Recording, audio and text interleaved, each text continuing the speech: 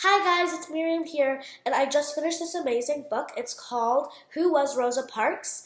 And I highly recommend this book to all readers. And I got a really deep insight about America and segregation at this time. So I'm going to tell you a little bit about this book and why I chose to read it. And so basically at that time it was black versus white, and white thought themselves were more superior than the dark skinned. And I heard stories about this, but this totally solidified what was going on in America at this time. This was not some story of ancient history. Rosa died 1 year before I was born, October 24th, 2005, and I was born August 14th, 2006, which was only a year before Rosa Parks died.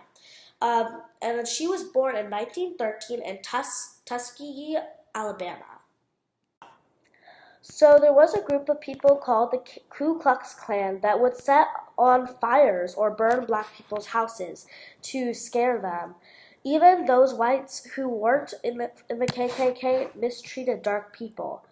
So, for protection, her grandfather sat on the porch at night and would sit in the rocking chair by the window, and his daughter Rosa Parks would sit by his side and curl up by his side, and he would have a shotgun there just in case.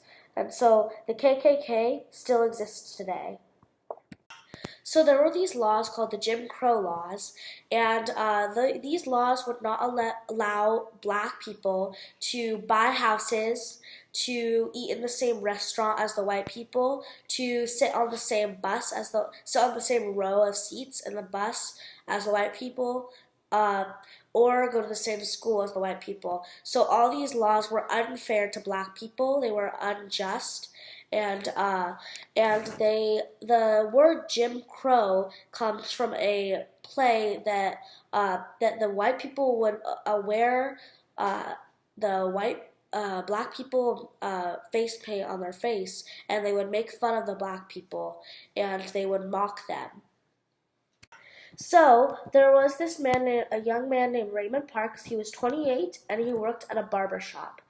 And Rosa met Mr. Raymond Parks, and he served as a member of the NAACP, which stands for National Association for the Advancement of Colored People.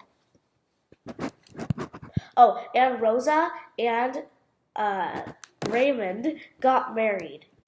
So Raymond was very uncomfortable with something that had happened, and there were nine black teens that were falsely accused of attacking two white women. So the two white women, they were called to a trial, and they lied in court, and so the 8 of 9 boys were sentenced to death. The youngest was 12. So those days, the bus was divided in two. The front half was the white section, and the back half was the black section. There were 2 doors. The front door was the white door, and the back door was the black door. So one day she walked through the white door and sat in the white row of seats. And the driver started yelling at her and told her to move and go back out and go through the black door. But she refused to get up and move from her seat. So he threatened her to call the police on her.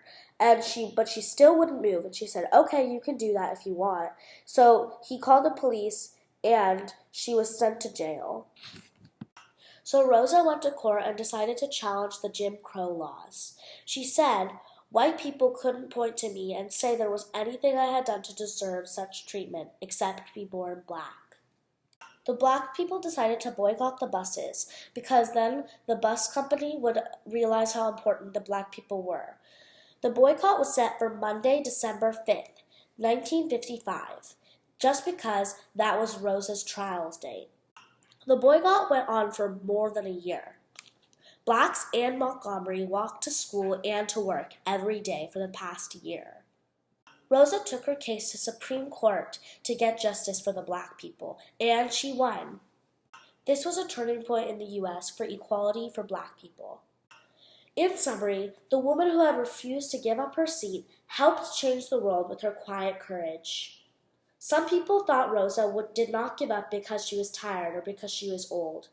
Rosa said, "No, those reasons were not the reasons. I was tired physically," she said, or no more tired than I was usually at the end of a working day. I was not old, although some people have an image of me as being old then. I was 42. No, the only tired I was tired of giving in. Thank you so much for listening, guys. I hope you guys really like my book report, and I hope you guys sometime in the future read this amazing book. It changed my outlook on America history. Thank you. Bye.